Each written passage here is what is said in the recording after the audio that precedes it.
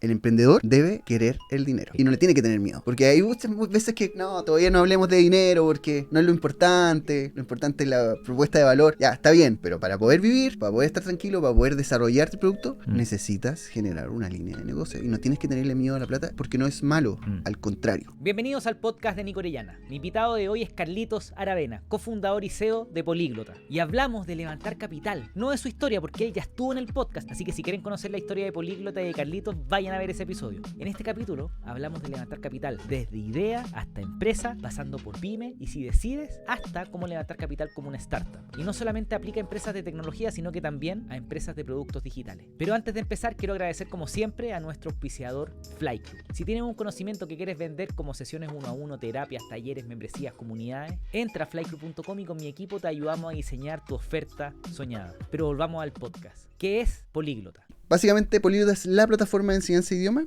que te permite conocer personas que son increíbles para ti. Nosotros entendemos que para aprender un idioma hay que lanzarse a la piscina, que no se puede aprender con un manual, que pasamos 15 años en colegio, la universidad, tratando de aprender un idioma, no aprendimos.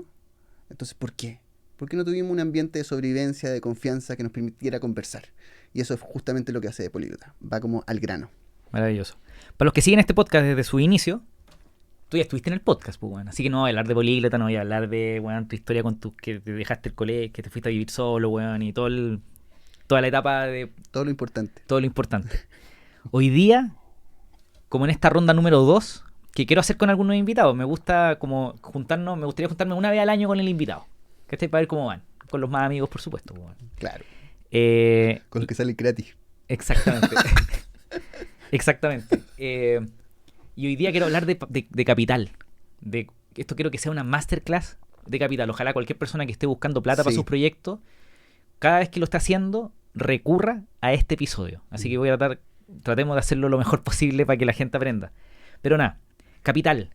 Yo sé que Políglota ha levantado alrededor de $5 millones a la fecha, desde rondas con amigos, desde rondas con subsidios públicos, con Corfo, después con ángeles, después con fondos de inversión institucionales, con fondos gringos, aceleradoras gringas, Y Combinator, o sea, hay pasado por todo. Por todo.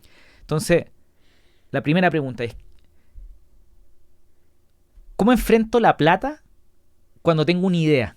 ¿Qué va primero? ¿La plata, la idea? ¿Cómo un equipo de cabros que tiene una idea? ¿Cómo partimos el negocio? Ya.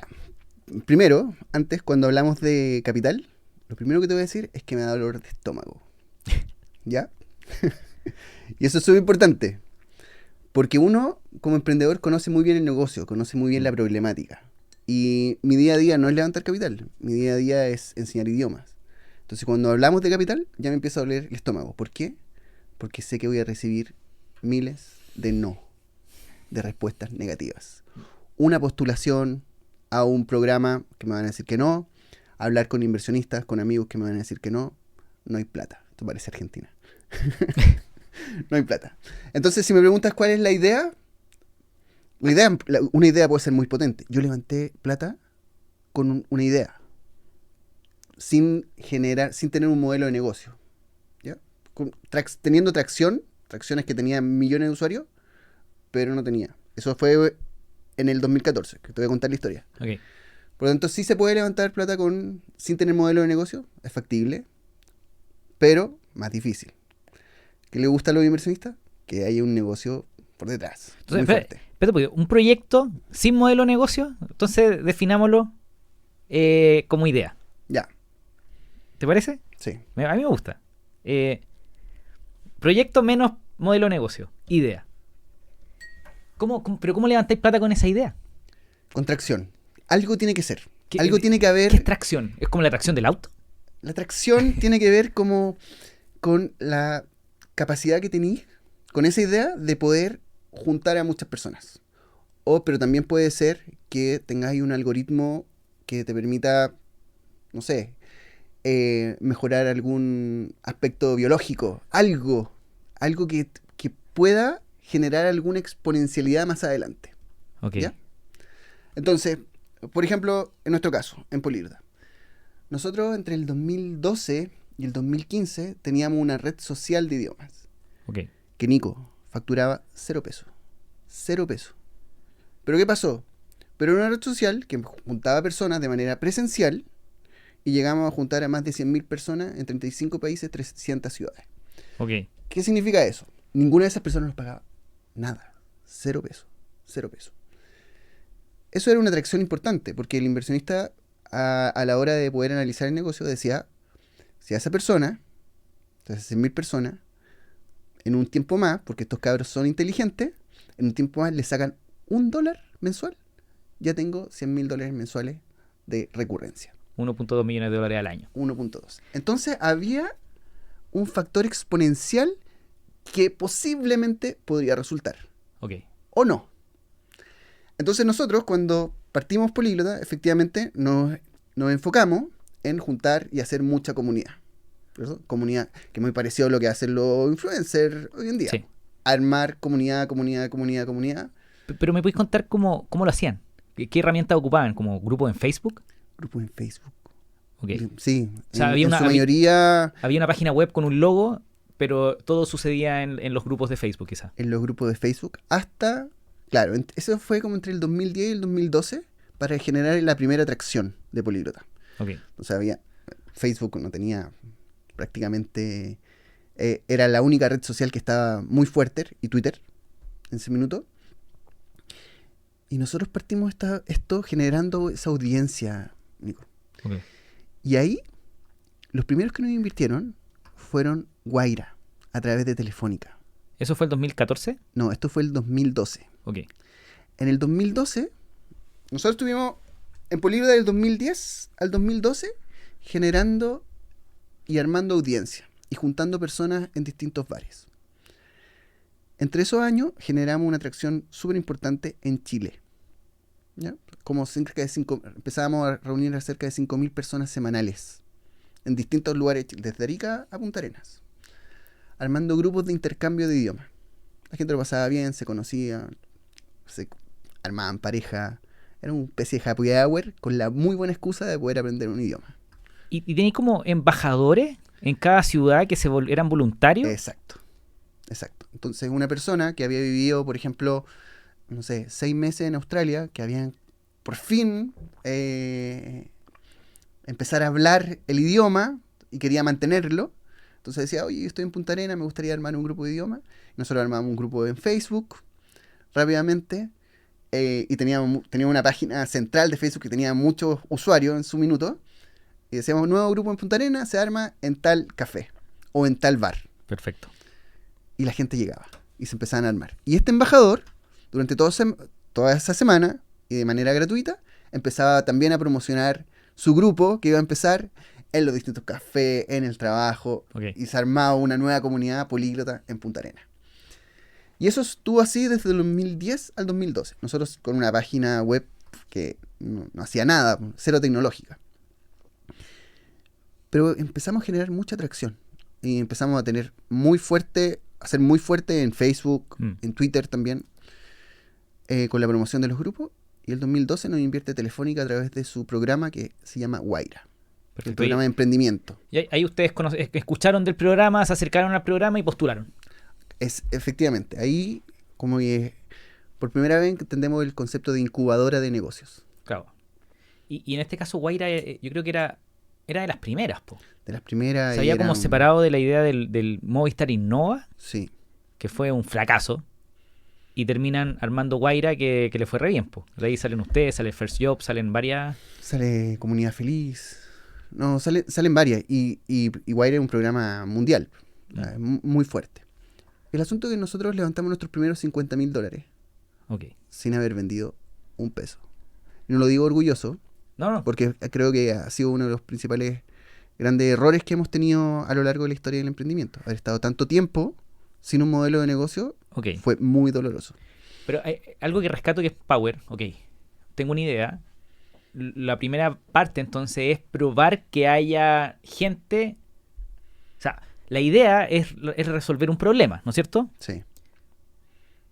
En este caso idea porque no tiene modelo de negocio, pero un proyecto lo que busca es resolver problemas. Entonces tú estás buscando resolver un problema, que es juntar a gente que quería aprender mantener o para aprender inglés, y lo juntáis en diferentes lugares de Santiago, y ustedes salieron a probar si había demanda por esta problemática, ¿no es cierto? Claro, nosotros en verdad queríamos hacer una central de idioma que tuviera clases, intérpretes, traducciones, y que el recreo fuera juntarse en un bar a practicar el idioma.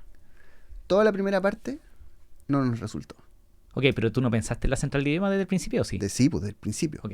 Entonces, al principio queríamos hacer una empresa de idioma que tuviera todo. Como IF. Claro. Y que ese recreo juntáramos a estos alumnos con los profesores en un bar. Partimos por el recreo. No, perfecto. Y eso resultó. Pero la central de idiomas no, para nada. Po. Ok. Y tú me decís, Nico, un error era que no teníamos modelo de negocio. Pero quiero pensar en otra cosa. Que tampoco perdiste el tiempo desarrollando tecnología o un producto, gastando plata en el producto propiamente tal, sino que fuiste a probar demanda principalmente. Y podría haberle enchufado un modelo de negocio, pero tampoco hubiese necesitado un producto. No, probamos de todo. Nuestro dolor de cabeza era cómo rentabilizábamos la comunidad.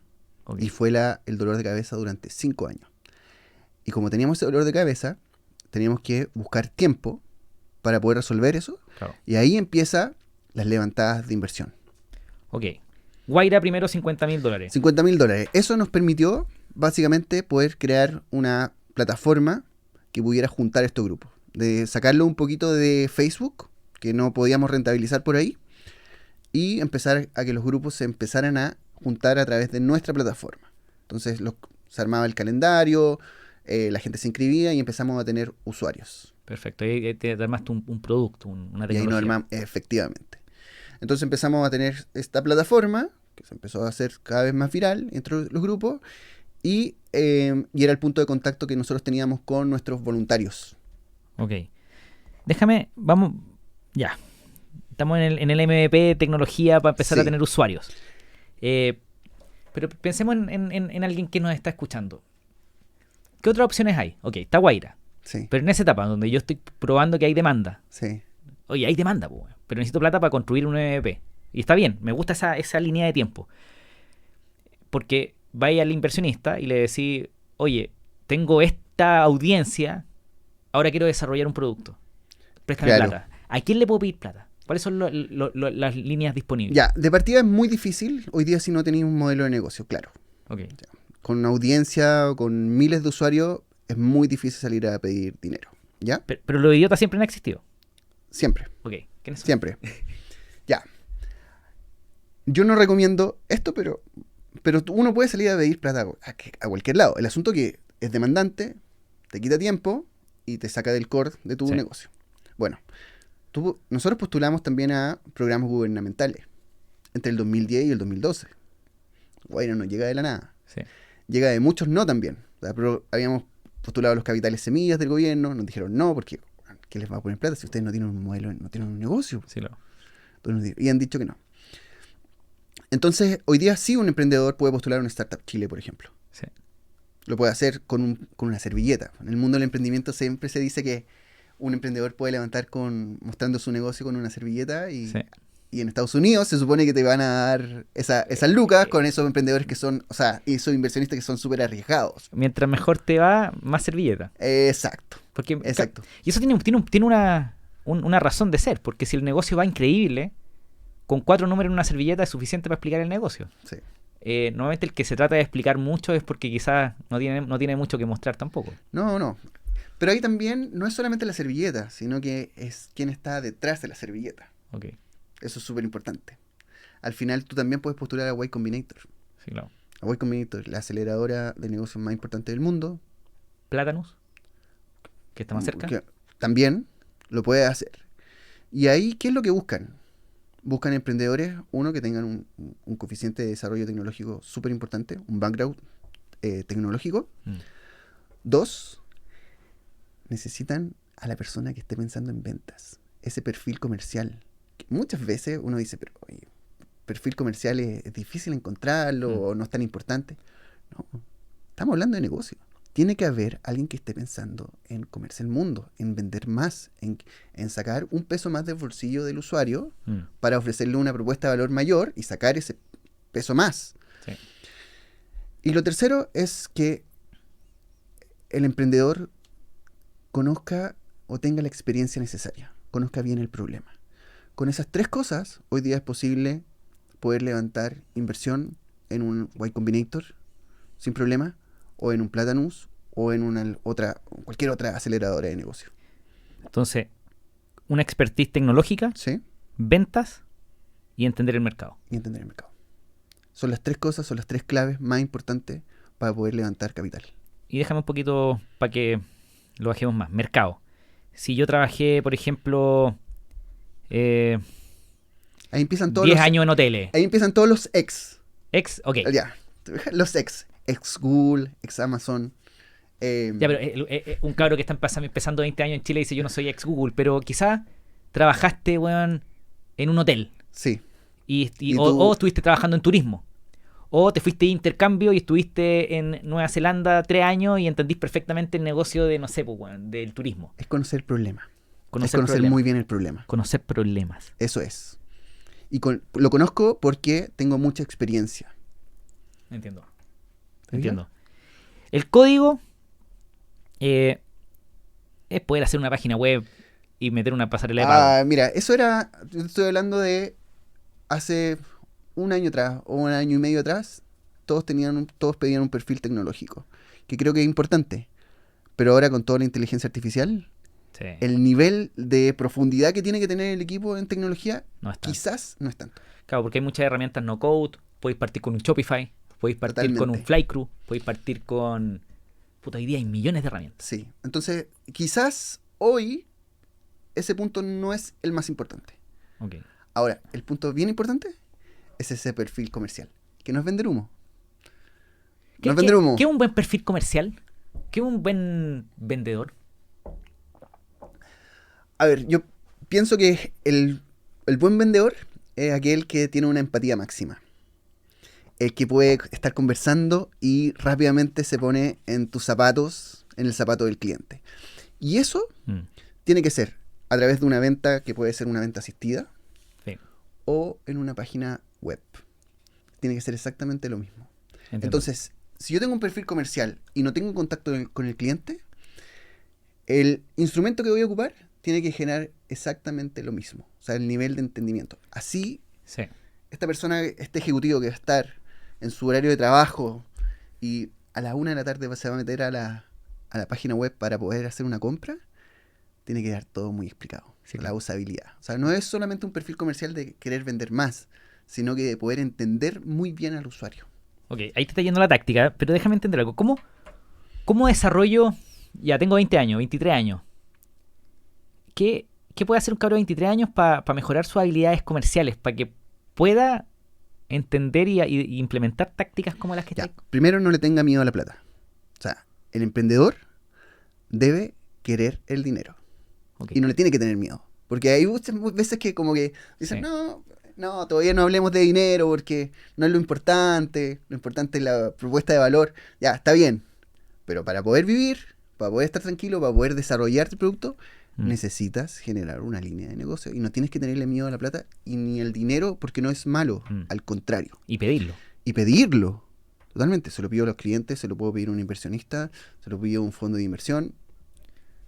Sí, no por la buena onda. No, somos negocios. Entonces eso un poco hay que quitar el estigma, que es como el mismo estigma que muchas veces tienen los científicos, que dicen como, no, esto lo estamos haciendo por la ciencia. Y no. Pausa, ok. Ambición, ¿no es cierto? Sí. Querer ganar plata. A mí el Lucho Humada de MediaStream me enseñó algo muy bacán hace muchos años, pero no me lo enseñó diciéndomelo, sino que me lo enseñó mostrándomelo. Y yo, puta, que eres maricón, weón. El Lucho, el único webprendedor que nos regaló fue el primero. Y desde el segundo siempre nos cobró. Poquito, pero nos cobraba. Y me decía, bueno, te tengo que cobrar. Ya, pues. Estás ganando plata, pues, weón. Esto tiene que ser negocio. Entonces, eso a mí me obligaba, o como mis proveedores me estaban cobrando, que era obvio, yo le pagaba el café al Lucho a todo, que yo tenía que hacer que el webprendedor fuera negocio, pues, weón. Entonces, el Lucho, por querer ganar plata, que está bien, me forzaba a mí a querer ganar plata. Entonces, todos queríamos ganar plata. Entonces, por ejemplo, ahora tengo un amigo que me quiere que haga algo con el podcast y con su marca, no voy a mencionarlo todavía. Y yo de repente como que dudé, dije, lo hago por la buena onda. Y después dije, no, pues, weón. Si esto no es buena onda, pues, hay que cobrar. Y si no cobráis, es como que le decía al mundo sí. que no a la plata. Eso, y eso es muy importante porque de alguna otra forma los emprendedores siempre tienen miedo a cobrar. Ah. Yo tuve mucho miedo a cobrar y de hecho me lo hicieron saber muchos inversionistas. Me decían, Carlos, es que ustedes tienen miedo a cobrar, son demasiado buenos. Miedo a cobrar. Miedo a cobrar. A los clientes finales. A los clientes final, efectivamente. Y era como, todo el tiempo nuestra mentalidad es de mejorar el producto, mejorar el producto. Pero cuando mejoras el producto, le agregas valor al producto. Y si le agregas valor al producto, quiere decir que el cliente va a tener una disposición de pago mayor para poder adquirirlo. Porque al final cuando les vas agregando valor a algo, te vas diferenciando también de la competencia. Oh. Te vas diferenciando. Y eso, obviamente, te convierte ya en un super producto.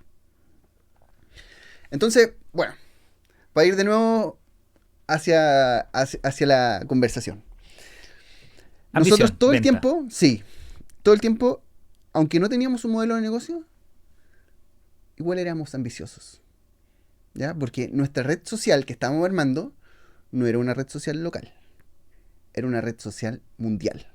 Y nuestra ambición era estar en el mundo.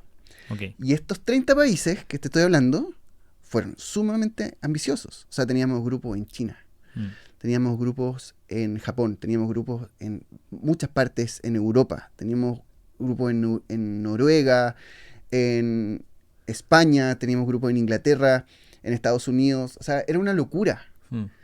Y todos los días prácticamente nos llegaban mail de gente muy agradecida. Entonces nosotros decíamos, ¿en qué momento vamos a empezar a ganar lucas? Si tenemos una comunidad que todos los días está, pero increíblemente muy agradecida de lo que estamos haciendo. Y se forman parejas, la gente lo pasa bien, se arman redes de contacto. Y por el lado, nosotros por el lado, con José, con Nico, son mis socios, todo el tiempo estamos pensando, ¿cómo mierda rentabilizamos esta comunidad? Que está yendo a la raja, que está creciendo. Y empezábamos a probar diferentes modelos de negocio. Diferentes modelos. Ninguno nos resultaba. Probamos que las reuniones estuvieran patrocinadas por alguna empresa, por, no sé, una empresa, una aerolínea. Okay. Entonces poníamos un tema de conversación y después todos los grupos en los 30 países hablan del mismo tema de conversación, patrocinado por una marca. Tratamos de cobrarle a los restaurantes, a los pubs, a ver si nos funcionaba. Algunos pagaban, otros no exigían más cosas. Oye, que esta vez no llegaron 50 personas, llegaron 10 personas. ¿Cómo te voy a pagar?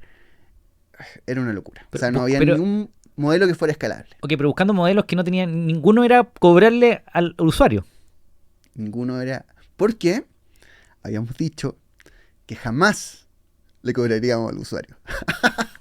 Alguien tiene que pagar el almuerzo, pues. Alguien tiene que pagarlo. Entonces siempre buscábamos por el lado.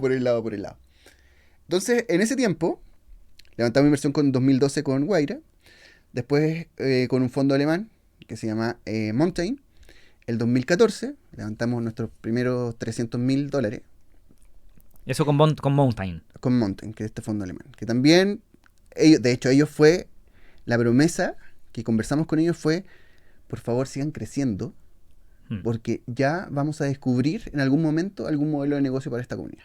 Perfecto. Entonces, hasta ahí, todo bien. Y con Guaira fue exactamente lo mismo, a seguir creciendo y vamos a descubrir un modelo. Cuando te llega mucho dinero, porque piensa que nosotros entre el 2010 y el 2014 teníamos un sueldo mínimo. Nos pagábamos súper poquito para poder hacer durar mucho este dinero. Obvio. Pero cuando te llegan $300,000, tú empezás a contratar gente. Claro.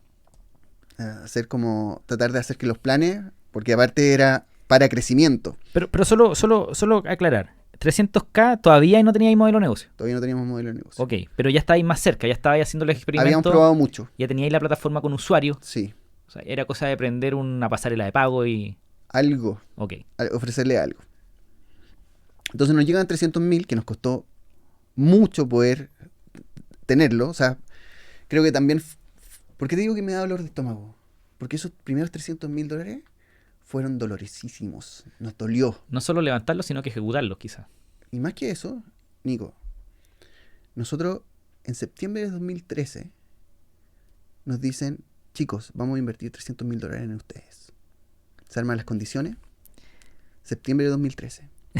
Nosotros no nos quedaba nada de plata. Nada de plata. Se demoró un año en llegarnos $300.000. Y llega en septiembre del 2014. Entre ese periodo de tiempo, creo que han sido los momentos más difíciles de mi vida. No teníamos ni un peso. Tuvimos que empezar a hacer otras empresas de asesoría de páginas web con los chicos. Había que ganar plata por donde sea. No teníamos para pagar la oficina que teníamos. En ese momento el trabajo remoto era muy, muy lejano. Menos el arriendo de una casa. Entonces, con los poquitos proveedores personales que teníamos, no podíamos cumplirle. Entonces, tuvimos que prácticamente recurrir. Yo recuerdo que ahí ya estaba casado, mi señora pagaba absolutamente todo. Y llegaban momentos que eran súper duros. O sea, decía... y lo otro era, pero... ¿por qué no hicieron otra cosa? ¿Por qué no buscaron más inversionistas? Todos los meses nos decían que la plata iba a llegar al siguiente mes. Tranquilos, chicos, va a llegar al siguiente mes. Va a llegar al siguiente mes. Va a llegar al siguiente mes. Entonces estábamos completamente prisioneros, amarrados de eso. Sí. Y fue súper difícil, weón. Hasta que llegaron los 300.000. Obviamente ya teníamos muchas deudas para atrás. Esa plata se nos fumó. Prácticamente nos duró un año. Y la aprovechamos para poder contratar unas poquitas personas. Para poder seguir creciendo. Hasta que llegó un punto en que teníamos que levantar más inversión. El crecimiento no se dio de la forma exponencial que queríamos. Y dijimos, ¿qué hacemos? 2015. Y en septiembre de 2015 dijimos, ya chicos, nos queda prácticamente para un mes con las pocas lucas que nos quedan. ¿Qué mierda hacemos? Inversión imposible. Ya habíamos postulado todos los fondos del gobierno. ¿Ya estáis cobrando? No cobrábamos. Ni un modelo no había resultado. Okay. Por lo tanto, la única solución era volver a levantar inversión sin modelo de negocio. Okay. Imposible. Obviamente conversamos con varios fondos. No. Es una pérdida de tiempo. Una pérdida de tiempo. Entonces la opción que teníamos era cerrar. Cerrar. 2015. Okay, pero conclusión. Para levantar plata con un proyecto que está resolviendo un problema sin modelo de negocio, probablemente la única... y no tenéis track record, no tenéis una historia para atrás, quizás la única forma de conseguirlo es demostrando que hay demanda por el proyecto. Sí, hasta cierto punto. Ok. O sea, ¿Cuál sería la excepción? Twitter. Ok. Sí, una gran red que ya controle o sea parte de un pensamiento más universal y muy global. Pero bájalo más. ¿A qué te referís con...? Por ejemplo, Twitter que no tenía ninguna... De alguna otra forma controlaba la información del mundo y no tenía un modelo de negocio... No, pero tenía usuarios, pues tenía una audiencia gigante. Ya. Eso sí lo puedes hacer, pues tienes que construirlo. Ok, por supuesto, pero hay demanda. Hay una demanda gigante. Lo que pasa es que, claro, podéis que no haya modelo de negocio, pero quizás tenía uno de los socios que es programador y se armó algo y tiene demanda, no tiene modelo de negocio, pero tiene demanda, tiene gente que lo usa. Sí. Entonces, ¿tú puedes levantar? ¿Con eso podéis levantar? Sí, perfectamente. Okay. Pero limitadamente. Claro, porque llega un minuto que los inversionistas empiezan a decir, dame modelo de negocio. Claro. ¿Cómo ganáis plata? Puede ser, pero. Si nosotros hubiéramos seguido y hubiéramos estado duplicando, triplicando la audiencia, quizás podríamos haber estado levantando. Ok. Entiendo. Pero el crecimiento es caro. Necesitan infraestructura para poder generar esos crecimientos. Entonces, si no está pasando eso, y los crecimientos, tienes crecimiento, pero es poquito, va a llegar un punto en que no vas a poder levantar inversión. Claro. Por eso que... Y eso le pasó a usted el 2015. Totalmente. Entonces, el 2015 ya no podíamos hacer esto, no habíamos quedado $300.000, suena mucho, pero en verdad para una empresa tecnológica es poquita plata. Sí, claro. Un desarrollador que gana 2, 3, 4 millones de pesos. Exacto. $4.000. $50.000 anuales. Entonces se te va... Son 6 personas. Se te va rápidamente. No, 5 más la oficina. Totalmente. Entonces, y no son, las empresas no tienen solamente esos tipos de gastos.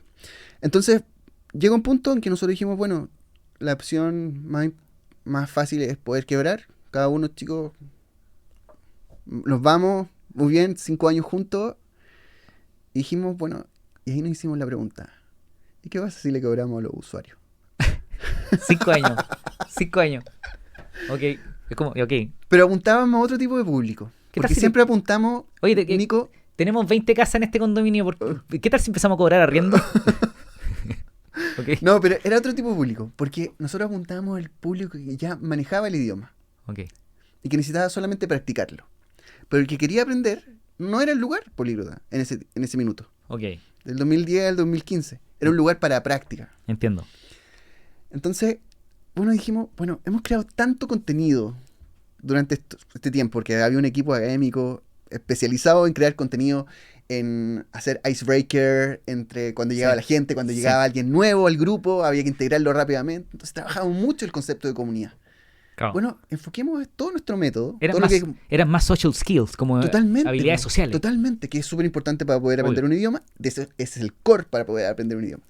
Y dijimos, bueno, creamos todo este contenido que no lo estamos ocupando, desarrollemos un método y hagamos nuestras propias clases.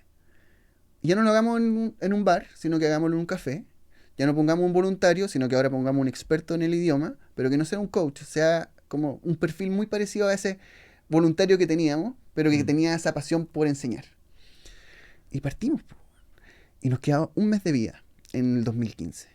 Un mes. Ya, pues. Dije, ok. Dije, José se dedicó a la parte de tecnología, Nico a la parte académica, y yo dije, ya, bueno, yo me pongo a vender. Y en octubre vendimos nuestras primeras 150 lucas, $150 de ese momento. 3 personas nos compraron el curso.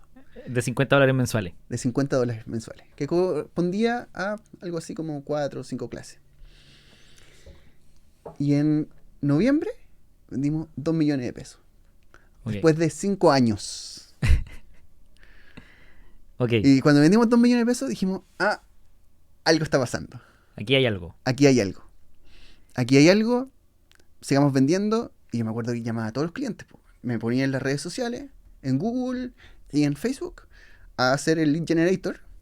Entonces le puse plata a Google, le puse plata a Facebook. Te fuiste a los grupos de Políglota y empezaste a contactar a las personas. Empecé a contactar, sí, ocupando todos los recursos que teníamos, porque teníamos que salir. Obvio. Y empezamos también a hacer ads. Ok. A ver. Pero entonces, podríais targetearlo a tus propios grupos. Sí, totalmente, Okay. Totalmente. Pero acuérdate que ese era un target diferente. No entiendo, pero usaste la audiencia que habíais construido para atrás, esos 5 años. Utilizamos la marca, utilizamos la comunidad que todavía hemos logrado, pero el cliente era diferente. Ok. ¿Cachai? Sí. Era muy diferente, porque nosotros ahora estábamos apuntando a un público que no manejaba el idioma. Okay. Antes teníamos una comunidad que sí lo manejaba. Pero eres la comunidad más grande da lo mismo, o sea, teníais credenciales para enseñar inglés. Sí, entonces había mucha gente que añoraba con participar en Políglota, pero llegaba a la primera sesión y decía, no, pues esto no es para mí porque están todos conversando. Sí, claro. Entonces se iban. Sí, no, y para un pero ese público es terrible. Pero ese público ya estaba en la comunidad. Sí. Entonces ahora le ofrecíamos un servicio para poder ser parte de Políglota. Ya, y ahí empezamos. Entonces, entre los 3 socios, nos empezamos a dividir las funciones. Y efectivamente nos llegaba un lead. Y yo lo llamaba. Y le contaba esta nuevo que estábamos haciendo. Y empezábamos a generar juntas en los distintos Starbucks. Ok. Entonces, por ejemplo, en el Starbucks de Lion, llegaba un profesor, un coach, 20 minutos, 30 minutos antes, a secuestrar la silla del Starbucks. Y nosotros mandábamos a los alumnos. Y eso lo hacíamos 2 veces por semana en cada grupo. Secuestrar sillas. A secuestrar sillas. Que es básicamente armar una sala de clases dentro de un lugar público que era el Starbucks. Totalmente. Entonces estaba hackeándolo. ¿Y qué pasó? Bueno, en términos de inversión, quedamos cansados. Porque dijimos, bueno, ahora tenemos un producto que podemos venderlo. Empecemos a crecer sin inversión. Pero dame un segundo. Esa etapa desde que $150, 2 millones, empujar el modelo, hasta... ¿Te recordás como un punto como que... ¿Hasta cuánto llegaron a vender al mes haciendo ese modelo? Bueno, el 2016 vendimos nuestros primeros $160,000. Ok, que eran como 140 millones de hoy día. Claro, entonces estábamos facturando alrededor de 10, 12 millones de pesos mensuales. En 2016. El 2016. Estamos en el año 6. En el año 6. Ok. Entonces, Y a eso te referís, una pausa, y sorry que te interrumpa, pero que este es una masterclass de Sí. levantar capital. Pero tú te arrepentís de no haber empezado a cobrarle al usuario mucho antes. Sí. Ese es el gran error que creo que podéis... fue un periodo de mucha inmadurez. Ok. Como que he ido para atrás y diciendo, ¿qué estaba haciendo? O sea, ¿cómo cómo no le puse piernas al sueño?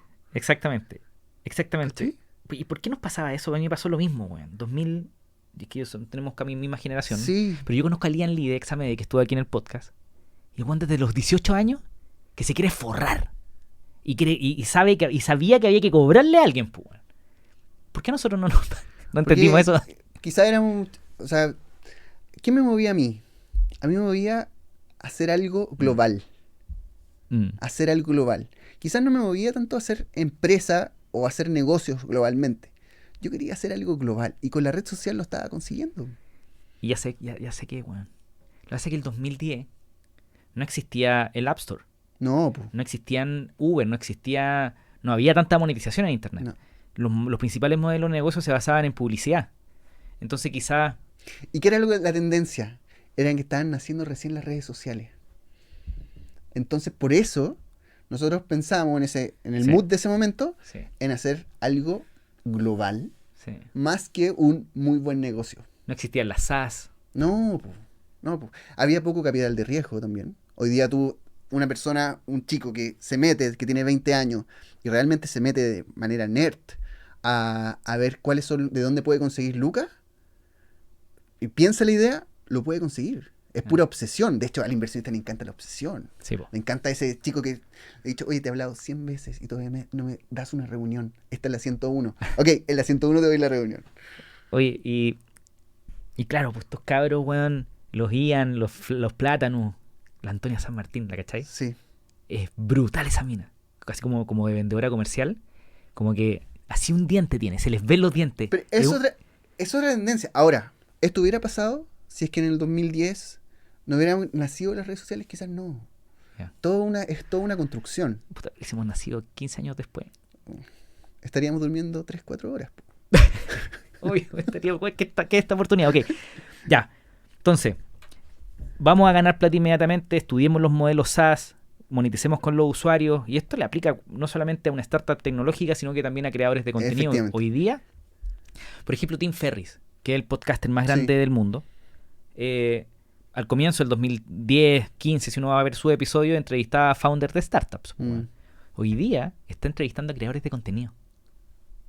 Lo que está pasando con los creadores de contenido es una locura. Yo lo veo como casi como lo que pasó el 2012-17. Bueno, esa es una pausa porque ustedes saben que a mí me gustan los creadores de contenido. Pero volvamos al punto en donde llegaste a 160 millones de pesos en venta. Sí. Descubriste que podíais monetizar tu producto con tus usuarios, cobrándole a las personas que había que cobrarle, que eran los que recibían el valor. Había una palabra que es clave, que se llama paquetización. Lo que hicimos fue paquetizar un producto, un servicio. Y al paquetizar un servicio, tú entregabas una propuesta de valor, le entregabas valor al cliente, pero también podías cobrarle por eso. Era como al final, como, toma, gasta este vaso, te lo voy a cobrar. Y eso era antes algo que no teníamos antes. Que no podíamos sacarle el Sí, claro. valor, no podías cobrar. Entonces cuando nace este nuevo servicio, pues nos encantó. Que es como un creador de contenido hoy día puede empaquetarlo en un curso, Totalmente. en una membresía, en algo que la gente vea que le va a resolver un problema. Tengo un precio, pago y consumo. Que es cómo monetizas la audiencia. Entonces, de alguna otra forma, nos pasa eso. Efectivamente, yo y personalmente le empiezo a tomar mucho el gustito a vender algo, A ganar plata, po. a ganar lucas, a sentir que mi esfuerzo me va generando mayor revenue. Claro. Empezamos a ganar más lucas y podemos empezar a contratar personas para Claro. poder hacer este equipo. Y era un modelo que era, de alguna otra forma, no levanta capital, porque estuvo entre el 2016 y el 2020. Llegamos a vender el 2019 $2.5 millones de dólares. Y después de los $300,000 no levantaste nunca más. Nunca más. Nunca sea, más. $300.000 y llegaste a vender $2.5 millones anuales. En 2016, $160.000, 2017, $650.000, 2018, $1.2 millones, 2019, $2.2 millones. Wow. Entonces tú tenías una empresa que estaba creciendo todo el tiempo, pero tenía algo, ya no era tan escalable. Claro, se empieza a apretar los márgenes, pero es como una ola que va a ir corriendo. Exacto. Y llegáis al punto donde decís, uy, no me está costando mucho que esto siga creciendo. Entonces, efectivamente, cuando hablábamos con los inversionistas, porque obviamente hablamos para poder levantar inversión, nos decían, sí, pero tu modelo es muy pesado. ¿Por qué? Porque necesitas que una persona esté prácticamente a 30 minutos del Starbucks más cercano, y pueda ir 2 veces a la semana, y un profesor también tenga que estar ahí. Entonces, tu capacidad de crecimiento es muy limitada. Claro. Entonces, nosotros habíamos abierto, efectivamente, en Santiago, en Lima y en Ciudad de México. Total. Prácticamente como 3 empresas distintas. Entonces, mi socio en ese minuto, a final del 2017, Nico se va a Lima a abrir Políglota en Perú y José se va a México a abrir Políglota en México con este sistema. Entonces, a hackear las cafeterías de alguna forma. 2019. A final del 2017. Entonces, en 2018 estábamos vendiendo en 3 países. Ok, maravilloso. Súper bueno. Pero el modelo era pesadísimo. Entonces, imagínate, en Chile no hay problema porque una persona se toma un metro, ¿no es cierto? Y en 30 minutos puede estar en Providencia, en el Starbucks de Pedro Valdivia. Perfectamente. Pero en México, no, pues los traslados son de 2 horas. No, Sao Paulo. Entonces, y generalmente los cursos eran después del horario de trabajo. Sí, claro. Entonces, es un modelo muy, muy pesado. Pero eso no nos importaba mucho porque nosotros, año tras año, crecíamos. Y ahí, de alguna manera, si bien, es que Políglota, claro, parte como una startup, sí, pero en la práctica habían partido con una idea, habían desarrollado un MVP, sí, un producto mínimo viable, ese producto mínimo viable donde hay usuarios, sí, le metieron método de pago y se convirtió en una empresa que vendía $2.2 millones. Ahí pivoteábamos, claro. Y llega un punto en donde que llegáis como a este punto donde o eres pyme, como una pequeña gran empresa, sí, y las pymes se transforman en grandes empresas también. Totalmente. Como Falabella, como Grupo Cencosud, como Bimbo. Y en su minuto era muy mal mirado. Sí, pues. No, claro, en el mundito nuestro tecnológico. Claro. Ahora todos están como... Ahora volvió. Y te entregaste como a esta división, como o sigo siendo una pyme que crece 7-10% anual, que ahora volvemos a que es muy maravilloso. Increíble. O crecemos 10x al año. Exacto. Que es como el sueño de startup. Y ustedes dicen, ¿cómo lo hacemos? Pero te cae la pandemia, te cae... Claro. Entonces ahí íbamos creciendo año tras año con un dolor de diciendo cómo logramos que este modelo sea más exponencial. Y obviamente, cuando tú tienes una empresa, también el foco es muy importante. Entonces, uno dirá, pero ¿por qué no hicieron algo online? Bueno, porque el foco estaba en lo presencial, sí, claro, y en sacar el máximo valor. Y pensando en la historia que venía para atrás también, los primeros 5 años de Políglota. Okay. Entonces, todo estaba girando en torno a lo presencial. Y no teníamos capacidad. Pero ustedes entre el 2017 y el 2019, $2.2 millones con un modelo bien pesado porque sí, era presencial. Ustedes ya pensaban en online, ¿pero por qué no lo hacíais? Por tema de foco, porque siempre estuvo creciendo el tema presencial y la presencialidad. Pero tú lo veías entonces como una ventaja competitiva, porque quizás veíais algún... No, Nico, lo que pasa es que la presencialidad nos generaba muchos problemas. ¿No generaba o generaba? Generaba muchos problemas. Entonces estaba atrapado en una máquina, en la máquina que estaba funcionando. Exacto, crecía a un ritmo que era bueno, hoy día si tuviéramos tasas de crecimiento 60% anual. Sí, increíble, pero todo el día era solucionar problemas. Que un coach no llegaba, que el usuario no encontraba el grupo. Okay. O sea, era una máquina tortuosa. Y llegamos a tener 4.000 alumnos. Estaban enfocados en presencial, miraban en online, pero el online no era el foco, pero además estaban muy atrapados en el modelo sí, presencial porque generaba problemas y tampoco sí, no hubiese tenido tiempo para probar un modelo online. Claro, porque no es como un edificio que tuviéramos y donde está todo de una. Sí, claro. Aquí hackeábamos cafeterías. Tenéis mucha gente distribuida en diferentes lugares de todo el... A veces nos escribían los usuarios enojados porque el coach llegó un poco más tarde y no conseguía mesa. Entonces imagínate esa locura, si era una locura. Y tuvimos 4.000 alumnos. Y Entonces, en 3 países diferentes. O sea, en un día normal, ¿cuántos alumnos estaban tomando clase? Fácilmente teníamos 2.000 alumnos semanales a los que asistían a clase en diferentes cafeterías en grupos de 5 personas. 250 personas diarias, Sí, sentadas en algún café tomando clase. exacto.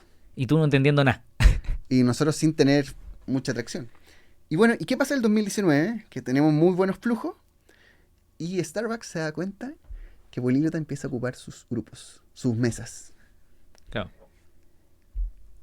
Y lo que nos pasa es que nosotros todo el tiempo habíamos tratado de generar reuniones con Starbucks, para poder que nos reservaran la mesa. Y al final del 2019 nos llama Starbucks, nos dice, chicos, nos dimos cuenta que ustedes a las 7 de la tarde ocupan prácticamente todos los Starbucks del cordón del metro, de la línea 1 del metro. Todos. En Santiago. Nico, todos. El golf a las 7 de la tarde eran, no sé, 10 grupos en un Starbucks perfectamente. O sea, ocupábamos todas las mesas. Y nos llaman y nos dicen que nos gustaría hacer algo con ustedes. Perfecto. Nosotros, el acuerdo era, nosotros capacitamos a todos los baristas en el idioma, que eran cerca de 500 baristas, en inglés, con la condición de que nos reserven la mesa a las 7 de la tarde. Con eso solucionábamos muchas cosas. Sí, claro. Y que, como el usuario de Políglota iba siempre con una tarjetita con su nombre, cuando llegara a comprar el café, nos atendieran en inglés. Maravilloso. Porque la promesa era que te sintieras como si estuvieras en un café en Nueva York, conversando con 4 o 5 amigos y un coach que va guiando la sesión.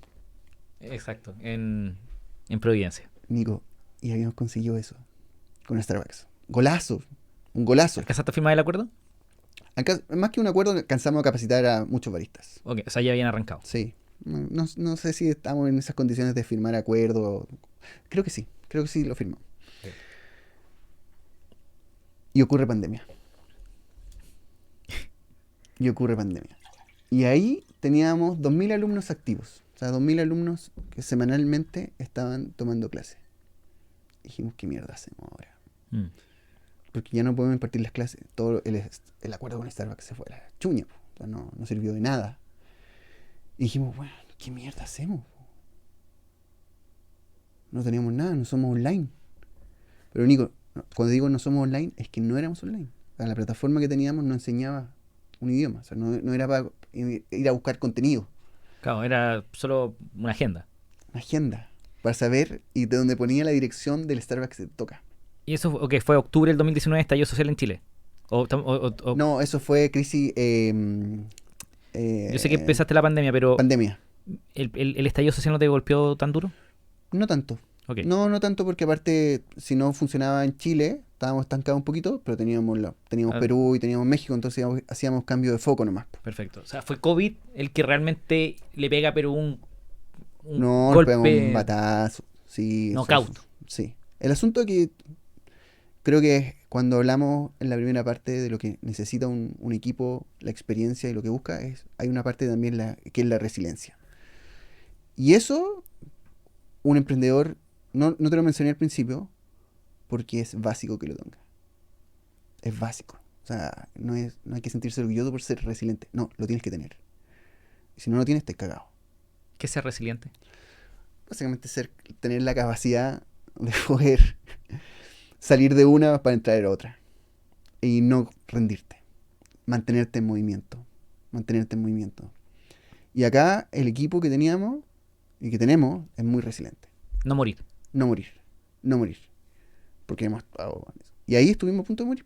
Y en un mes, todo el equipo de Poli, que en ese momento éramos como una cucaracha, cerca de 60 personas, empezamos a trabajar en un servicio que no teníamos, porque la opción más lógica era irnos todos a Zoom, pero teníamos que ver si había capacidad de pago de las personas. Correcto. Claro, porque... y hacer la plataforma y hablar con los clientes que decían, oye, te compré este curso en febrero y todavía no parte y todavía no puedo partir mis clases y ahora, ¿qué me van a entregar? Dame un momento. Entonces, hasta el minuto hemos levantado $350,000 Sí. y llegamos a un modelo pesado Uh-huh. que tenía como todo para convertirse en una empresa, en una pyme. Bueno, sí. Porque... Ahora, en una pyme, pero igual que tenía muchas capacidad de poder crecer en diferentes países. Debe ser una pyme internacional. A mí me encantan las pymes, weón. Oye, como decía un loco que fue invitado al podcast de Tim Ferriss, como que en Silicon Valley todos quieren el 10X. Bueno, ese libro ya me lo leí. No, pero yo igual quería el 10X. No, por supuesto. ¿Sí? Pero hoy día, bueno, las pymes vuelven a ser muy sexys. Sí, totalmente. Po. Entonces, tranquilo, la pyme yo creo que está bien, pero si alguien nos está escuchando y está armando un negocio más tradicional que no tiene cómo convertirse en startup y se puede convertir en una hermosa pyme, vos dale, porque se funciona. El tema es cuáles son las líneas de financiamiento que pueden llegar a levantar. Entonces estamos hablando de que podéis levantar con amigos, con algunas aceleradoras, con algunos inversionistas que apuestan en ideas que obviamente ojalá crezcan 10X, pero que también...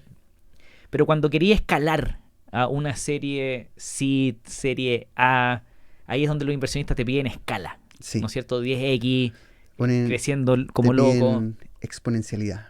Ya, y si no en el caso de ustedes, pero si no lográis la exponencialidad, ¿qué alternativas de financiamiento tenemos?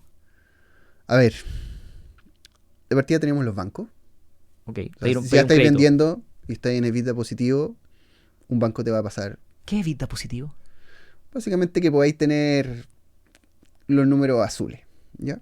O sea, si tenéis buenos números, podéis conseguir quizá un financiamiento del banco. Okay. Que es bueno, no es para nada malo, tenéis que tener solamente capacidad de pago. Solo son términos importantes para los emprendedores. EBITDA significa earnings before interest, depreciation, and impuestos, creo. Sí. O sea, es ganancias antes de impuestos, depreciación y gastos fijos, creo. Bueno. No me acuerdo. Y que eso sea positivo. Ok. Entonces, si tenéis números azules, de alguna otra forma podéis recurrir al banco. Y el banco podéis conseguir muy buenas tasas. El banco es bacán cuando tú tenés un buen balance, un balance con utilidades, y estoy hablando de un balance con utilidades, si tenéis 100 millones de utilidades, $50,000 de utilidades, $100,000 de utilidades, $200,000 de utilidades, ya eres sujeto a crédito y los bancos prestan... Sí, te prestan plata. Mes venta. Sí. Ese es como el estándar. Mes venta. O sea, si vendí 20 millones de pesos mensuales, te van a prestar 20 millones. 20 palos. Sí. Es cierto. Entonces ahí ya tenéis una capacidad para poder seguir creciendo, para poder comprarte la máquina que soñáis. Hay una línea bacán de financiamiento que pocos conocen y funciona muy bien en Chile. Yo sé que también en otros países de Latinoamérica, que son los leasing. Sí. Que es maravilloso porque el leasing es como un arriendo, no figura en el sistema bancario. Normalmente los bancos son es muy rápido. Totalmente. Porque tú le decís, oye, quiero comprar 3 camiones, $150,000, y el banco perfecto te hace la simulación, y ellos lo que hacen es que ellos compran los camiones y te los arriendan. Tú los vas pagando y después son con tuyos. Una opción de compra al final. La última cuota y es tuyo. Esa línea te la entregan al tiro. Y yo la ocupé vendiendo muy poquito, ponte 10 millones, cuando tenía la agencia. Y nos gastamos, ponte 40 millones de pesos en computadores. Porque éramos 15 personas, cada computador costaba 2 palos. Y pedimos un leasing. Y lo pagamos en 2 años. Con el Banco de Chile, me acuerdo. Por eso es súper importante mantener una muy buena relación con el ejecutivo bancario. Okay. Porque al final todo eso te va guiando un poco el ejecutivo y que entiende de pyme. Si no tenéis esa plata y tu negocio está creciendo y estáis con números rojos, tenéis que ir a buscar alguna otra oportunidad. Y ahí están los que no te van a mirar todos los números a cabalidad, pero están los programas de gobierno que podéis postular, desde un Cercotec hasta un Capital Semilla de Corfo, las incubadoras, que también hay algunas incubadoras para pymes que funcionan, hay muchas en regiones también. Sí, claro. Los leasing que hablábamos. Los leasing. Las mutuarias. Los factoring. Sí. Ahora está Zeppelin, que también es muy bueno. Aprender a hacer factoring es importante. Cumplo tiene unas líneas para empresas que son también, es como entregáis tu factura y ellos te financian. Sí. Ok, si tu negocio está en números azules, hay hartas opciones. Sí. Ahora, ninguna es fácil. Sí, porque todos tienen sus problemas, ¿sí? Como lo que hablamos en los bancos. Si tenéis números rojos, ¿qué así? Y necesitáis lucas. ¿Siendo una pyme o siendo una startup? Una pyme. Una pyme. Bajar mis costos, mi gasto todo el rato. Efectivamente, para poder lograr tener números positivos. Números positivos, y más que números positivos, para poder mantenerme en el tiempo. Porque al final una startup o una pyme, todos estamos corriendo contra el tiempo. Y lo que necesitamos buscar es tiempo. Ok. Entonces, ahí tengo que tratar de bajar mis costos lo que más podamos, justamente para poder enchufarle un poquito más de tiempo. Ahora, hay costos que son súper caros. Y por ejemplo, hacer despidos, hoy es carísimo. Ok. Es carísimo. Entonces, ahí también entran otras cosas, como las muy buenas relaciones que puede conseguir el dueño o los líderes de la empresa con los colaboradores para poder decir, oye, ¿sabes qué? Las negociaciones. Necesito negociar contigo el finiquito. No te lo puedo pagar todo de una sola vez, necesito pagártelo por favor en cuota, porque al final el colaborador es el que dice, sí quiero, sí puedo, Sí. ok, lo acepto. Eso en Chile. Pero si tenía empresa afuera, son otras condiciones, son otras reglas. Y O sea, cada la país... ley dice, en México tienes que pagar todo el finiquito de una sola vez antes de las 24 horas. Tienes que hacerlo. Entonces no es tan fácil. Por eso que ahora, lo que yo pienso es que si tenía una pyme o si tenía una startup, todos los movimientos tienen que estar muy bien pensados. Sí. Porque morir es muy fácil. Ok. Hagamos un warning, una advertencia. Efectivamente, ok, si una pyme que no es startup, como el caso que estábamos revisando, ahora vamos a startup, morir, número rojo, hay que tener mucho cuidado. Sí. ¿Por qué mucho cuidado? Porque si morí con números rojos, imagínate que una empresa, lo que pasa es que a veces la gente no entiende, pero lo que hablábamos, $300,000 para una empresa es muy poca plata, son 6 personas al año. Es una empresa que levantó $300 millones, o sea, 300 millones de pesos, $300,000, mucha plata, son 6 personas, son 6 sueldos al año. Sí. Ok. Buenos sueldos. Buenos sueldos, por supuesto. Ojalá que paguemos esos sueldos, pues si eres emprendedor tenéis que pagar buenos sueldos. Ok. Imagínate que quebraste y te quedaste con 150 millones de deudas por el crédito que le pediste al banco. La empresa quiebra. El banco va a ir a buscar a la empresa, no va a encontrar a la empresa, pero va a ir a buscar a los avales. Exacto. Que son los socios. Y el socio le va a ir a pedir los 150 millones que le prestó a la empresa. Porque el banco lo que hace sí es que cuando te presta plata, busca garantías. Totalmente. Y la garantía es el socio. Y el socio responde con su patrimonio. Y el problema es que para una persona natural, para un socio, sacar 150 millones del bolsillo ya no es tan fácil. No. No es como la empresa. Porque él es una persona natural. Y 150 millones de pesos, que una persona natural quede con una deuda de 150 millones de pesos, lo podría dejar enterradísimo. Te mata. Literal. O sea, Te mata. Ojalá no literal, pero... Y ahí vienen todas las otras partes de cómo el emprendedor es capaz de un poco blindarse ante estas situaciones. O sea, cómo deja también de ya no ser el emprendedor, sino que ser convertirse también en una propia empresa. Y ahí me imagino que hay gente mucho más experta que puede explicar todos estos temas. Blindar al empresario, eso se hace. Para que nos pueda estar escuchando decirlo con todas sus palabras, hay estrategias que son estrategias tributarias que podéis implementar, estrategias de formación de compañías, holding companies y cosas así. Totalmente. Ojalá no poner a los socios como avales. Sí, pero yo creo que eso, para una pyme, efectivamente, la pyme, de alguna otra forma, sufre muchas veces estos dolores. O sea, si la empresa quiebra, generalmente quiebra también el emprendedor. Ahora, no debería pasar eso. No debería pasar eso. Y eso es un poco la gran diferencia de lo que pasa muchas veces en Estados Unidos y de la típica comparación del error, ¿no es cierto? De que el error se premia en Estados Unidos versus en América Latina que el error se entierra. Se entierra. Entonces ahí creo que también, por eso también es súper importante que este emprendedor tenga esa resiliencia, porque va a necesitar mostrarse nuevamente activo, porque necesita generar nuevamente más tiempo de vida. Solo para cerrar la parte pyme, y no te quiero tener mucho más rato, pero para el emprendedor pyme, yo creo que tiene que dormir con su flujo de caja, como dormir con el flujo de caja. Sí. Siempre estar mirando el flujo de caja, ver, ¿qué es eso? Es ver cuánta plata hay en la caja de la empresa, cuánta plata en efectivo hay en la cuenta de la empresa y si eso está pudiendo pagar deuda o no. Sí, el término importante acá es runway. Claro. El runway y el tiempo de vida. Claro. ¿Ya? Eso es básicamente. Entonces tengo que decir, con la caja que tengo y con las ventas que me van a llegar, ¿cuánto tiempo de vida tengo? Exacto. Y de acuerdo a eso, empiezo a elaborar plan. Y dormir con eso. Totalmente. Tenerlo ahí, porque Sí. efectivamente, si perdís de vista ese número, el problema es que de repente vaya a abrir los ojos y te va a quedar un mes de vida y te vaya a dar cuenta que para despedir a las 10 personas que tenís, Sí. para salir del arriendo que tenís, los leasing que tenís y todo lo que tengáis, cuesta plata. Bueno, eso nos pasó en el 2015, que teníamos tiempo para un mes de vida. Entonces, como teníamos un mes de vida, teníamos que buscar soluciones que nos permitieran alargar ese tiempo. Pero ustedes lo hicieron bien, porque el 2015 no tenía ahí garantías personales, no habían bancos metidos. No había en bancos metidos. Y eso es bueno, pues, ¿no es cierto?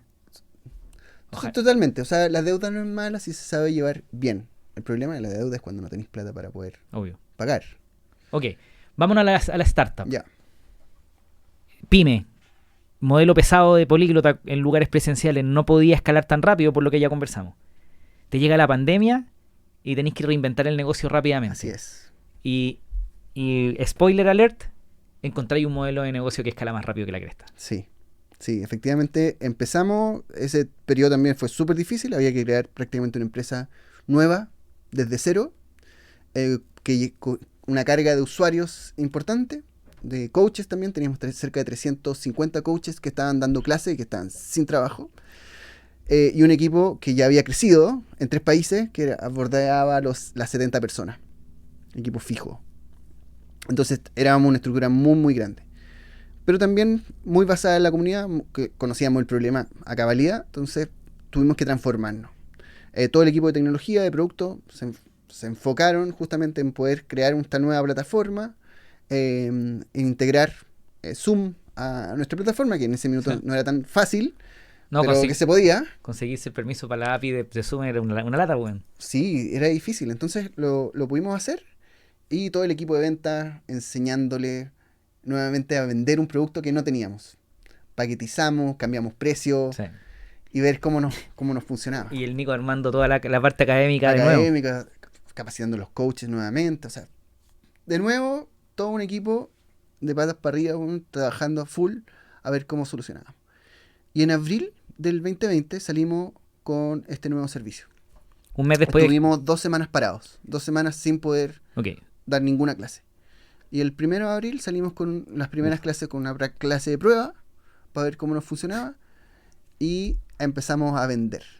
La pandemia en Chile se declara el 13 de marzo. El Sí. 16 de marzo, día lunes, se ponen todas las restricciones más brígidas, Todo cerrado. todo cerrado. O sea, te demoraste 2 semanas en rearmar todo. Desde cada casa. Y todos desde la casa. Y todos desde la casa. Con internet que se caía. Oh, no. ¿Te acordáis de BTR? Una locura. Oye, no, yo le pego a las empresas. No, Digo, era una locura. Era una locura. BTR weón. flotó, pobrecitos que usaban estos cables coaxiales, weón. Y eran una mierda, weón. Era lo que había. Sí, claro. Era lo que había. Y... Gracias, Movistar, por la fibra a casa. Bueno, Movistar Guaira, Sí, totalmente. Oye, y ahí lanzáis. lanzamos este nuevo servicio, preparamos todo, full enfocado, y nos empieza a ir bien. Empezamos con las primeras ventas, las primeras semanas, y después segunda, tercera y cuarta semana fueron una locura. Ok. Vendimos $100,000 con un nuevo servicio. Y dijimos, imagínate, yo esperaba ventas de $7,000, $5,000. Ok, volvimos a cero. Está en 2 puntos, no sé cuántos millones de dólares y partiste a cero porque se te cerraron los cafés. Lanzaste un nuevo producto y lograste empezar a vender $100,000 mensuales de nuevo. Ujú.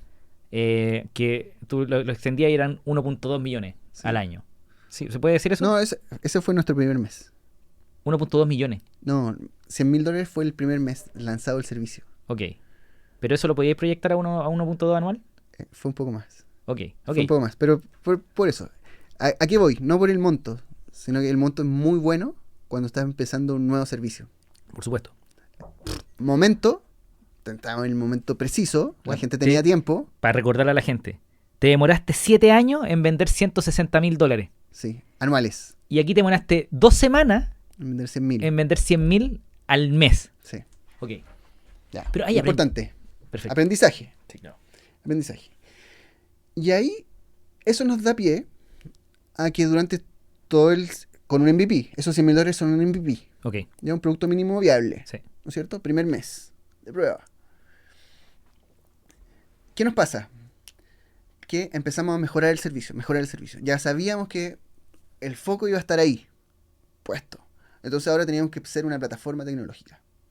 Entonces ya no es la pyme políglota, que tiene una página web solamente con las direcciones de los grupos donde se hacían las clases, Claro. sino que ahora pasa a tener que ser una plataforma de desarrollo tecnológico.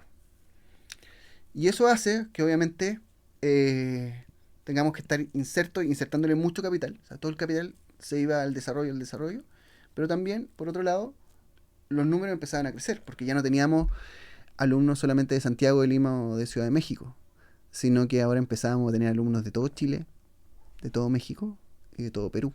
Sí, claro. Y empiezan a llegar los primeros alumnos de otros países. ¿Cuánto tiempo te demoraste en recuperar el EBITDA que habíais perdido? Básicamente, aquí viene otro punto. Que más que recuperar el EBITDA que hemos perdido, esto empieza a crecer de una manera exponencial. Y cuando hablamos de crecer, Exacto. quiere decir que hay que gastar. Por supuesto. Y hay que gastar más. Pues te lo pongo rápido. ¿Cuánto te demoraste en recuperar el revenue que tenía ahí? Muy poquito. Yo creo que fueron 2-3 meses. Ok. 2-3 meses. Que nos llegamos a poner de nuevo en la situación que estábamos antes. Ok, y después el crecimiento empieza a acelerar en estos X que buscan Sí. las startups y se te abre todo un mundo de financiamiento. Po. No. Porque el 2020 todavía estaba en una situación de mucha incertidumbre. Pero 2021 cambia todo. Entonces ahí fue cuando nosotros en el 2020, a finales del 2020, dijimos, ¿sabes qué? Ya tenemos un modelo que al parecer está tomando tintes de exponencialidad. Algo que busca cada startup. Sí, claro. Y empezamos a leer esa exponencialidad.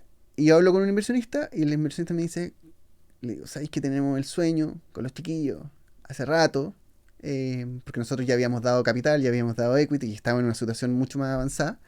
Siempre hemos querido pertenecer a Y Combinator. Tenemos ese sueño. Y uno de los inversionistas de Wyram nos dice, dale, no, háganlo. Y postulamos. Hicimos la postulación, nos llaman para hacer la entrevista. Y Y Combinator estaba lleno de historias, porque se contaban las historias épicas de los emprendedores. Sí, no. Y nos llaman por teléfono y dicen, chiquillo, tienen que dar la entrevista. Tal día, tal hora, los llamamos. Y empezamos, obviamente, a preparar la entrevista, todo, a buscar todo. Tuvimos la entrevista, aparece Michael Civil en primera plana. Y la primera pregunta dice, hey chicos, ¿qué han construido? Esa fue la primera pregunta. Y obviamente le contamos un poco lo que estábamos haciendo, la historia para atrás, y quedan como asombrados.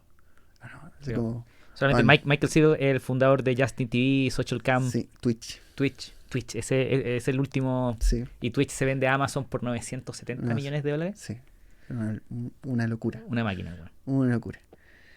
Y después a los 5 o 10 minutos nos piden que le mandáramos un poquito de número, sobre todo los Unit Economics. Los Unit Economics son las unidades básicas de negocio. Termina la reunión, te mandan un correo y te piden data. Un poquito de data. Y les mandáis la data. Sí, y al otro día nos llaman por teléfono o nos escriben un mail, no recuerdo bien, diciendo que habíamos quedado. Y ahí nosotros, muy lindo. La raja. Muy, muy, muy felices, hemos conseguido y después empezó el programa. Correcto.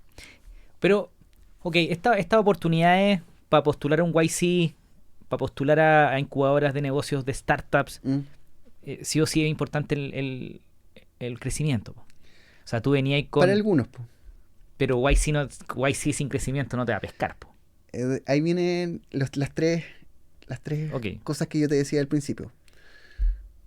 Alguien con mucha experiencia en tecnología, alguien con mentalidad de venta y lo tercero, la experiencia de mercado.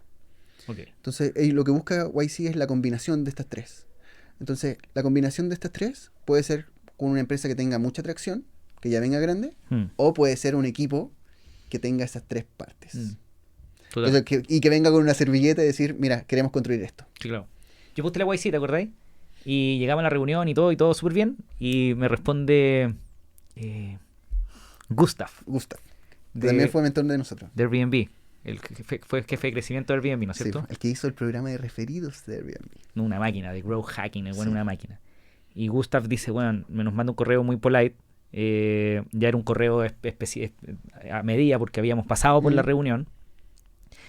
Y manda un correo muy lindo, como el equipo es increíble, se nota que tienen mucha experiencia, pero no hemos tenido suerte con este mercado antes. Mm. Y ya hemos probado, ya lo hemos probado. Chao, adiós. Entonces tenéis razón, quizás si hubiésemos estado en un mercado más interesante, con poquita tracción, porque en ese momento teníamos poquita tracción, teníamos casi nada de tracción, hubiesen apostado por nosotros. Claro, porque ustedes tenían la experiencia, básicamente tenían el desarrollo tecnológico, tenían obviamente la parte de venta y faltaba El mercado. el mercado. Entonces tú decís, Nico, si estáis metido en un mercado interesante, como por ejemplo hoy día puede ser inteligencia artificial, Ujú.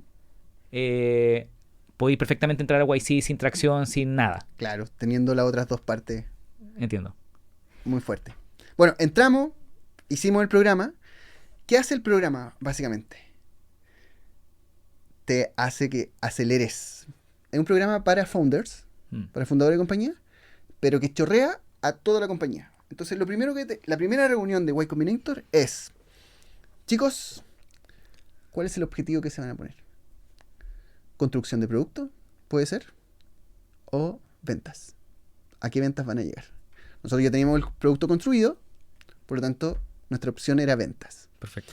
Y las ventas no eran poca cosa, porque los objetivos tenían que ser desafiantes. Correcto. Y tú entras a un grupo con cerca de 10 startups, que todas son gente muy, muy clever, y te reúnes una vez a la semana con los partners. Y los partners lo único que hacen es preguntarte un poco si llegaste a la meta y por qué no llegaste, o cuáles son los objetivos de la siguiente semana. Weekly. Exacto. Semanalmente. Súper rápido, de una forma. Y de alguna otra forma, y durante toda la semana obviamente vais teniendo diferentes capacitaciones, etcétera. Pero de alguna otra forma hace que empieces a tener como una mentalidad de mucho crecimiento. Claro, o sea, todo el día pensando todo en... te presiona, todo te presiona. Y tú vas presionando al equipo. Mm. Entonces, en 2021, cuando empieza a abundar las lucas de prácticamente los fondos de inversión, absolutamente todo, Sí. nosotros haciendo el programa, todo políglota empieza a tener una mentalidad de crecimiento y de salir a vender como loco. Y todas las lucas, obviamente, a reinvertir fuerte. Sí. Y hace que durante 6 meses nosotros tenemos unas curvas de crecimiento, una locura. O sea, habíamos terminado 1.1 el 2020, o algo así, 1.2. Y 2021 doblamos a 2.2 millones. Eso significó un estrés gigante para el equipo. Súper fuerte. Y hace, Claro. y le da la necesidad a Políglota de volver a tener que levantar inversión, porque para Aguantar construir todo ese crecimiento. ese crecimiento Mm. necesitabas meterle como loco lucas al crecimiento. Claro. Y nosotros pasamos de un equipo de 70 personas a prácticamente 200 y tantas personas de la noche a la mañana. Locura. Locura. Y levantamos inversión. ¿Cuánto levantaron ahí? Levantamos 2.5 millones de dólares. Perfecto. De los cuales, obviamente prometiendo una atracción increíble, muy muy fuerte. Y una de las cosas como muy lindas que nos pasa en Y Combinator es que llega la noticia de que la Universidad de Harvard está abriendo un nuevo fondo de inversión. Claro. Y que sí me acuerdo que invirtió como en todo el batch. Claro, en fundadores latinos. Ok. Entonces, había que postular, obviamente. Y para nosotros dijimos, bueno, esto es un golazo. O sea, si Harvard nos invierte $1 para una empresa de educación, es un tremendo golazo. Y postulamos a ver cómo nos iba. Y fuimos a una entrevista con el partner, le encantó Políglota, y en la misma reunión dice, ok chicos, vamos. Y nosotros, bueno, con eso, yo estaba en las nubes. Bueno. ¿Viste Era algo la mejor universidad del mundo, la más famosa, invierte en tu compañía. ¿Viste el Nate Lustig de Magma? Estaba enojado por eso. Por Magma. O sea, perdón, por Harvard invirtiendo porque los términos eran medio jodidos para los inversionistas antiguos. Y claro, es como yo peleando con los bancos. Sí. Así, los buenos firmaron y ya. El Nate lo tengo que invitar, es un inversionista. Vamos cerrando, Carlito. Después, obviamente, empezáis a acelerar. A mí me interesa de la incubadora. Uh-huh. Modelo startup. Yo sé que si llegaste a esta parte de la conversa, sí. El que esté escuchando, sería startup. Por supuesto, YC recibe a muy poquitos founders porque no puede recibir a todos. Pero, ¿qué crees tú que podemos hacer nosotros los founders como para tener esa cultura YC metida como en reuniones semanales? ¿Qué puedo hacer yo como founder si no estoy en YC para poder acelerar como... Mentalidad de crecimiento semanal. Okay. Esa es la clave. Mentalidad de crecimiento semanal. No puede haber una semana en que no estés creciendo en algún área de tu empresa. Y sistematizarlo. Totalmente. No es solamente ventas, sino que cada área tiene sus propios KPI. Nosotros en Políglota ocupamos OKRs, pero que no existen ni una semana en que no puedas crecer. Pero para eso necesitas líderes que estén muy conectados con el negocio, que también estén pensando todo el tiempo en crecimiento. Ahora, ¿cuál es el problema de eso?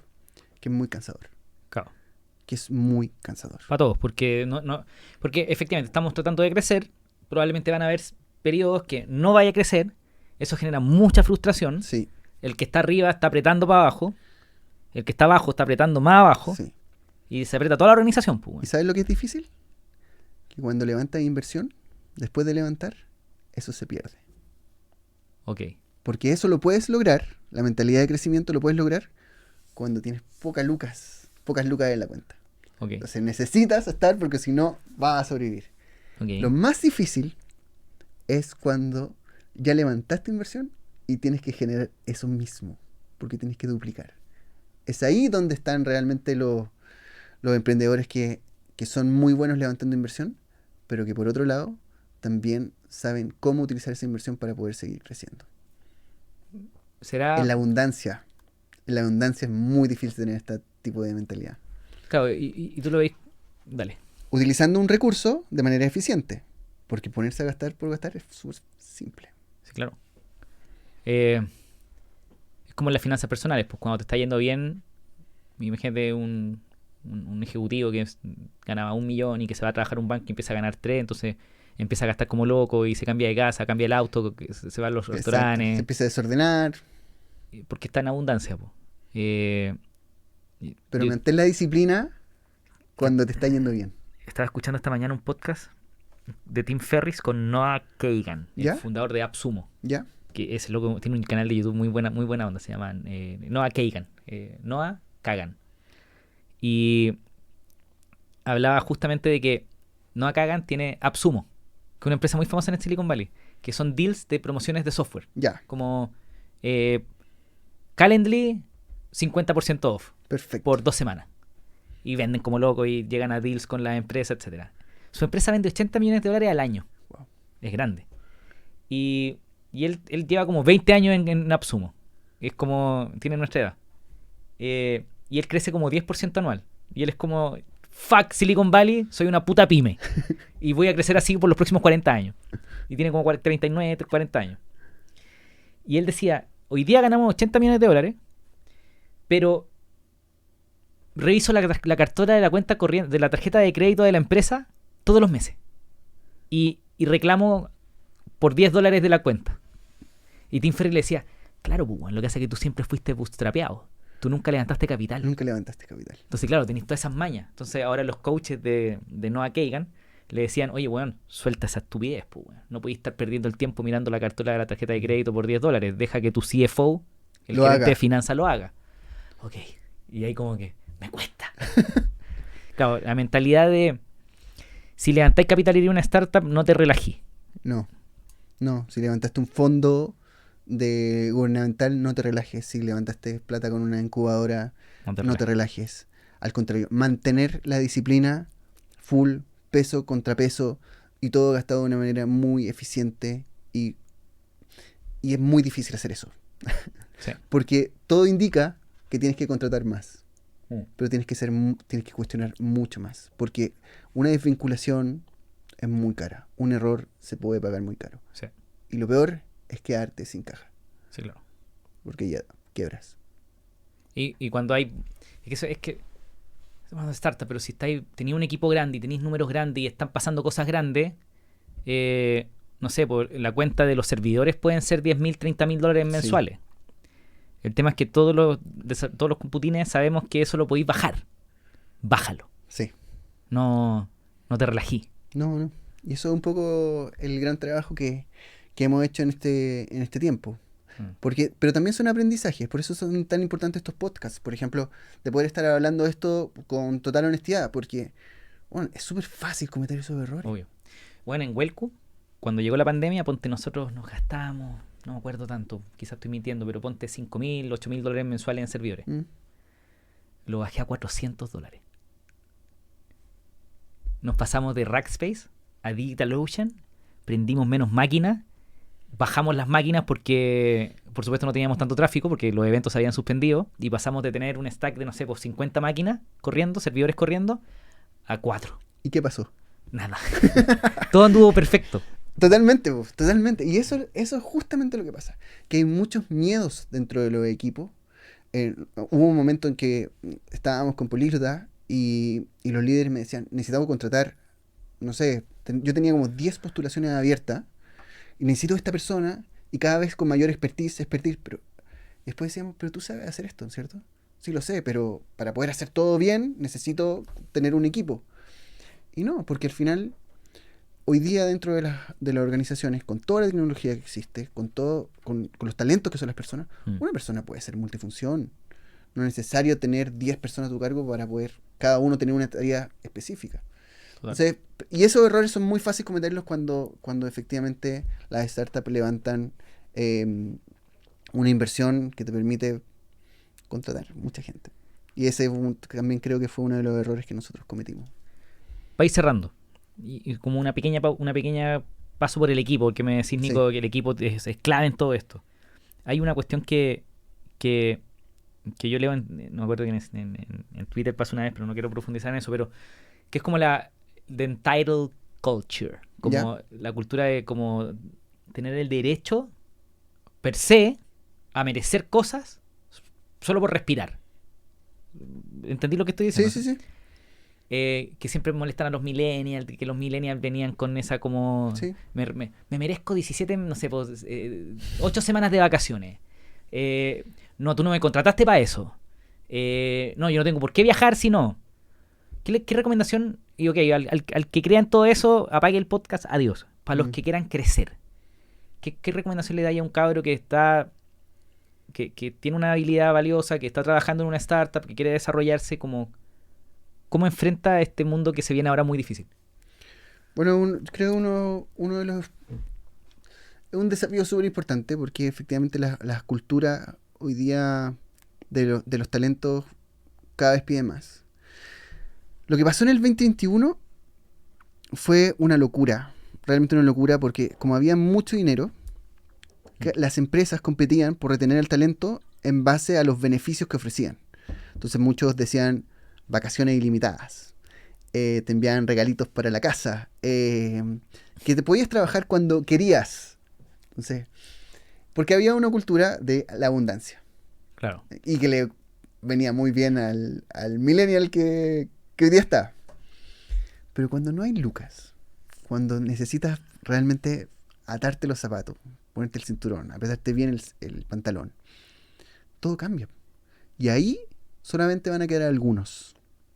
Entonces hay nuevamente una cultura del trabajo muy fuerte que se ve recompensado por algunas cosas que son importantes. Y yo lo dije ayer en un post en LinkedIn. O sea, en tu trabajo debes mantenerte o ganando o aprendiendo. Cualquiera de las dos está súper bien. Pero si no tienes una, si te faltan las dos, por favor déjalo. Entonces, a la cultura de hoy, o lo tienes aprendiendo, y donde los chicos van adquiriendo nuevos conocimientos y se van desarrollando profesionalmente, o están ganando muy buenas lucas, o están haciendo las dos, bueno, increíble. Si no, afuera, a buscar otra cosa. Ok. Y eso va para los dos lados, po. Totalmente. Para el emprendedor que tiene gente trabajando para él, si no tenía la gente ganando lo suficiente o si no tenía la gente aprendiendo lo suficiente, probablemente no necesitáis a esa persona. Y lo mismo para el Emprendedor. trabajador, Sí, para el colaborador, que si no estáis ganando, si no estáis aprendiendo, busca otra oportunidad porque... ¿qué estás haciendo ahí? Entiendo. Ahora, solo como recomendación personal, está difícil allá afuera en la industria tecnológica, así que yo diría cuiden su trabajo. Entonces, hoy día sí. Ah, y esto es re interesante porque alguien que nos escucha dice, no, es que los empresarios tienen siempre mucha plata. No, mentira. No, ¿Por qué decimos que el 2021 había mucha plata? Porque las tasas de interés estaban Sí. en cero, prácticamente 0%. Por lo tanto, para un inversionista conseguir ese dinero era relativamente fácil. Y de los inversionistas, que ese es otro punto y después podemos atacarlo, cómo los inversionistas tienen a los LP, Ok. que son los fondos de fondos, Son los limited partners, son los Exacto. aportantes del fondo. los aportantes del fondo. Gente con mucha plata que le pone plata al fondo. Sí, ahí invierte. es donde están los bancos, etc. Entonces, para eso conseguir plata era muy fácil y obviamente pasar esa plata a los diferentes fondos de inversión era aún más fácil. Déjame explicarte por qué. Tú sabes, pero déjame explicar Dale, por dale, qué. dale. Porque el aportante, cuando hay tasa de 0% de interés, si yo pesco mi plata y la pongo en un depósito a plazo, el depósito a plazo no me da nada. Nada. Estoy perdiendo plata porque la inflación se está comiendo, que sea un 3% de inflación, estoy ganando menos que la inflación. Entonces estoy perdiendo plata. Entonces los aportantes dicen, ok, el dinero busca rentabilidad. La plata come rentabilidad. Entonces el aportante dice, pesco esta plata y la pongo en un fondo de inversión de riesgo porque Sí. no me promete, pero sé que puedo tener varios múltiplos, puedo crecer más rápido Sí. mi plata con ello. Entonces dicen, ok, la pongo. Pero cuando las tasas de interés suben, como estamos ahora, que estamos con tasa casi de 10% anual, la gente que tiene plata prefiere meter su plata en un depósito a plazo. Claro, antes de esa parte, importante, ¿qué generó y por qué pusieron plata en startup? Porque las startups, como había mucha plata, empezaron a subir sus valorizaciones. Ok, claro.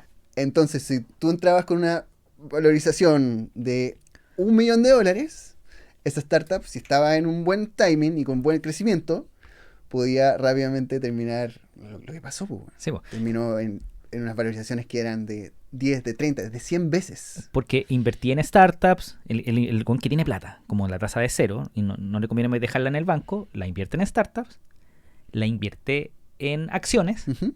en la bolsa, la invierte en cripto. Entonces el 2021 explotó las acciones, explotó cripto, explotó las valorizaciones de la startup, todo. Hasta que explotó. Y el noviembre del 2021, 2022, 22, ¿no es cierto? Sí. 21. Noviembre, a ver. Sí, Fue a finales del 2021. Ok, finales del 2021, se cae. No vamos a explicar para que se tenga un podcast de economía, pero se caen las acciones, se disparan las tasas de interés, la guerra en Ucrania, nos vamos al carajo, 2022 no hay plata. y el 2022 no hay plata. Porque la plata es más cara. Po. Exacto. Pedir plata es más caro. Entonces todas las startups que quedaron con valorizaciones gigantes, que tenían que de alguna u otra forma seguir creciendo, obtener esa plata era muy caro. Y por lo tanto, ahí empiezan lo que llamamos las flat round, las down round, Sí. ¿cierto? Tienen que bajar sus valorizaciones. Y de un 2021 que nos llenamos de unicornios, que no son empresas que tienen más Sí. de 1.000, que valen o están valorizadas en más de $1.000.000.000, 2022 dejan de ser unicornios, Claro. Igual siguen siendo unicornios. Ya se colgaron la etiqueta. en secreto. Oh, oh. Pero Dejan de ser unicornios en secreto. Porque, no, siguen siendo unicornios porque el 2022 no levantan inversión. sí, es un unicornio más flaquito, Claro, como desnutrido. claro. Entonces eso pasa. Ahora, todo es cíclico, de alguna u otra supuesto. forma, pero estamos en un tiempo en donde Está efectivamente las personas deben cuidar su trabajo, tienen que poner el 101% también. Las empresas no son las malas, los emprendedores al contrario, todos estamos llenos son puros sueños. Pues, los emprendedores son gente linda, pues. Están llenos de sueños, quieren seguir, quieren mejorar, quieren entregar mejor producto. Obviamente tienen que ganar sus lucas, pero todos estamos en esta fase de... El equipo para mí es una cuestión increíble. Pues. Estoy de acuerdo. Última cosa.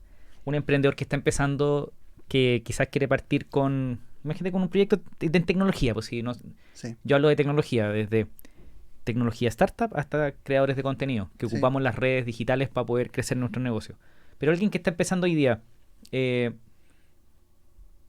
¿alguna recomendación? O sea, estoy en etapa de idea. Eh, como regla de dedo para arriba. Vender. Empezar ya a generar las primeras ventas. Creo que la venta enseña demasiado. Ok. Entonces ya empieza a monetizar, más que generar la audiencia. Eso tiene que ser paralelo. Piénsalo como... es un core, hoy día es un core, generar audiencia, pero nada enseña más que poder monetizar esa audiencia. Ok. Entonces, vender, hacer las primeras ventas, conversar con el cliente y ver cómo te va. Y después, después pensar en levantar inversión, Ok. que ese es otro negocio, un Y, negocio totalmente diferente. y ya lo conversamos Ujú. ampliamente. Carlito Aravena, muchas gracias por estar conmigo hoy día. Gracias, Nico. Dejémoslo hasta acá.